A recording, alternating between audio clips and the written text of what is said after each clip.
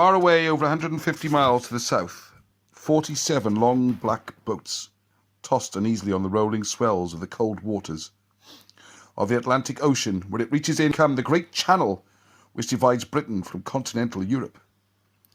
The boats were over 30 feet long and made of rough timber frames covered with leather hides sewn and bound and sealed against the water. There were over 30 people crammed into each boat, men, women and children, young and old. Slowly the Saxon rowers pulled their oars in towards the shore. There was no room for errors. The craft was so low in the water that although they were difficult to spot from the land, they were vulnerable, as the helmsman could not see far ahead to where there might be rocks guarding the shore. They were heading for a telltale dip in the line of cliffs along the shore, where a stream or river had cut its way down to form a valley, and where there would either be a beach or a mud-banked estuary or a battle. The tide was full in, and now was the time to come in under cover of the evening dusk, when they could pull their boats high onto the beach, or if they were lucky, sail on up a river flooded by the tide. Their most dangerous moment would be when they attempted to step ashore. If anyone had spotted them from the cliffs and had managed to assemble some of the local British fighting men in time, they would be caught disorganized in the mud and waves. There had been no sign of any activity on the cliffs. No fire beacons had been lit, and the only sounds were the swish of the oars and the slap of the waves. As the men rowed shorewards, the women, children and the old remained huddled in the centre of the boats. This was no raiding expedition of pirate warriors, sneaking ashore to murder, rape, rob and burn. This was one of the hundreds of settling groups of immigrants which are moving down the channel from the flat swamplands of Holland and Belgium and the mouths of the Rhine. They came ashore at night along the coasts of Gaul, France, and the southeastern shores of Britain, setting off again in early morning, working their way west along the southern shore of Britain. Once they were relatively safe, large areas of Britain were still dense thickets and woods, uncultivated and undeveloped. There were plenty of fish in the sea and the rivers, and rabbits, birds, boars and deer, and even wild ponies in the woods. There were over 600 invaders of fighting age in the total party, of 1,500 crammed into 47 boats. No village or group of British farms would be able to oppose them, and their only real danger would come from the armed force of the local British chieftain. Armoured horse warriors with long spears, battle axes and swords, supported by spear-carrying infantry and archers. A collision with such a force would mean inevitable death for the relatively poorly armed Saxon men, and possible slavery for the women and children. A larger fleet under one of the Saxon kings could be much bolder. As the boats moved closer inshore, the helmsman could see that there was, in fact, a river mouth ahead, and slowly the two boats of the chiefs, Hortwulf and Witgar, drew ahead, the other boats forming a long line behind them.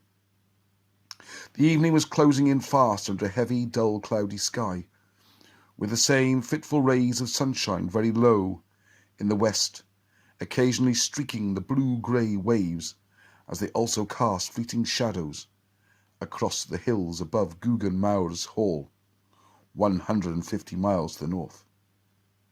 The chill evening breezes swept across the open seas were stiffening, and breaking waves slapped against the low black hulls of the hide-bound boats as they moved inshore. The women and the old quietly bailed out water from the bottoms of the boats in a slow, methodical manner, and the men at the oars, 20 per boat, pulled steadily and rhythmically together. Hortwulf, the senior chief, stood in the bow of the leading boat, peering towards the land, directing the helmsman and the rowers. He was a tall, powerfully built man, with a fierce long moustache which matched his long, fair hair, which was bound up into a tight, round topknot on the crown of his head. He wore a heavy brown woolen shirt which reached to his knees. A thick leather belt drew in the garment round his waist, and a heavy leather scabbard hung from the left side of the belt supporting the thick, short-bladed sword. Hortwulf wore thick leather sandals, heavy bronze ornamental bracelets on his forearms, and gold and silver studs ornamented his belt and sword scabbard.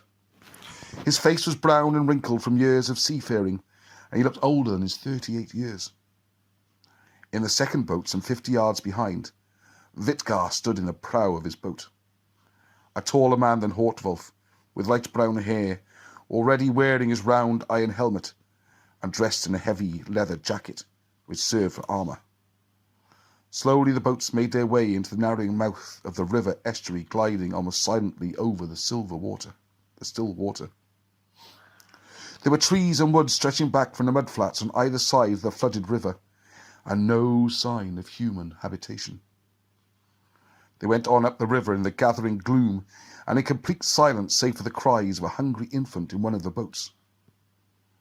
Staring ahead, Hortwulf himself was startled when first 1, 2, and then a dozen ducks scattered and flew noisily from the reeds along the river bank. Wood pigeons thrashed noisily from the trees along the river. The water was getting shallower and the river narrower, and the valley was flanked with long, low hills. Here and there large stones could be seen as the water rippled white around them in the gathering gloom. They were beyond the tidal reach, and when the sea tide ebbed, the water level would fall rapidly. Finally, the boats began to touch the bottom here and there, and at Hortwulf's signals, all the men and boys in the boats stopped rowing and slipped over the sides to stand in the fast-flowing river water, which reached above their knees. Some of the women joined them, and now the shallow draught leather boats sat almost on top of the surface of the water without the extra weight. Witgar came splashing up to join Hortwulf in the rippling waters which swirled round their knees and thighs. "You and my brother Ignar must take 3 men each and go. One of you along the left bank of the river, and the other along the right bank ahead of us," he whispered hoarsely. "To the gym?" "Yeah." "How far shall we go?" asked Witgar. "I do not think that we would be able to go more than another mile at the most," said Hortwulf softly. "The river is becoming too shallow, and it is getting dark quickly." "I will find a place where we can bring the boats ashore and be safe for the night." Witgar turned and went back along the boats, whispering to various men as he selected those to go with him. "Yeah, John, yeah." Quickly, the chosen warriors reached into the boats for their heavy wooden shields, their short swords and their leather or metal helmets. Then the 8 vanished quickly into the evening shadows along the river banks, watched silently by the hundreds of quiet men and women who stood shivering in the cold waters of the river. After a minute, Hortwulf began to wade ahead along the river, and the people with the first boat began to drag it upstream after him, followed by the next and the next, until the whole fleet was being dragged through the white, foaming shallows of the river. They moved slowly, stumbling over the rough stones and the hidden hollows in the bed of the river. Finally, the children and the old were lifted out to walk in silent groups alongside the struggling column in the river. The boats were empty, except for domestic items and the precious jars of seed corn and root vegetables from which they would grow all their future crops, and they virtually lay on the surface of the ever-narrowing river. Hortwulf, at the head of the column, heard a splashing as 2 figures came stumbling along the centre of the river towards him. He halted, and so did the boats behind him, and when the 2 figures were within a few yards of him, he recognised the stout figure of his brother Ignar. "Stop! Stop and be quiet!" Ignar was clearly agitated, and even in the dark, Hortwulf could see sweat gleaming on his brother's face.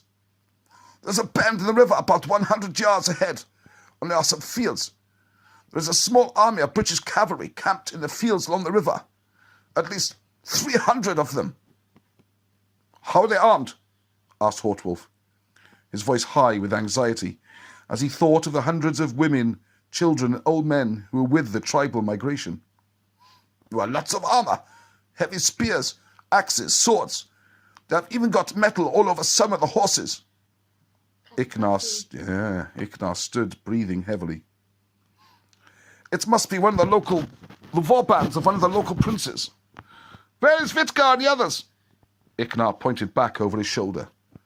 They're up ahead, hidden in the trees and bushes, watching the British camp. He sent me back to warn you. Several other of the leading men of the Saxon tribe had waded forward to join Hortwulf and Iknar. Hortwulf quickly explained the situation to them. There is a very strong warband of at least 300 British cavalry, heavy, camped in the field ahead around the bend of the river, about 200 yards away.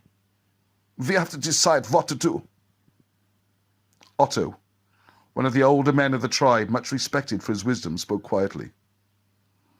We have 4 alternatives, and we must decide what to do. We can try to get back down to the sea, or we can pull the boats ashore here and try to hide in the woods and hope they move off in the morning. Otherwise, we have to attack them and hope to win a victory. Or we must wait until nightfall and then try to slip past them. These are the 4 choices. Iknar took a deep breath. We'll never make it back to the sea. The tide will be falling and the river will be too low. Everyone is tired and hungry, and the women and the old are soaking wet and freezing with cold. We will not go back. We came here to find land and to settle, and we all knew what it would be like. They would catch us in the river in the morning like fish flapping about in the bottom of a boat. Hortwulf had clearly made up his mind. It is too great a risk to try to hide all these people in the woods so close to such a powerful warband. We must either keep moving or get somewhere where we can light fires. We would need 5 times our number to attack the British with any hope of success. We are farmers and fishermen who do some raiding at sea and get away fast. A stand-up battle with these British professionals with their much better arms can only end in disaster for us. The decision had been taken, and the leading men moved back down the line of the boats, motioning to the people to pull the boats onto the banks of the river and to sit and wait. Hortwulf sent Iknar and the other warriors back to join Vitkar, to tell him that they would wait for the dark of the night before trying to move on past the British camp.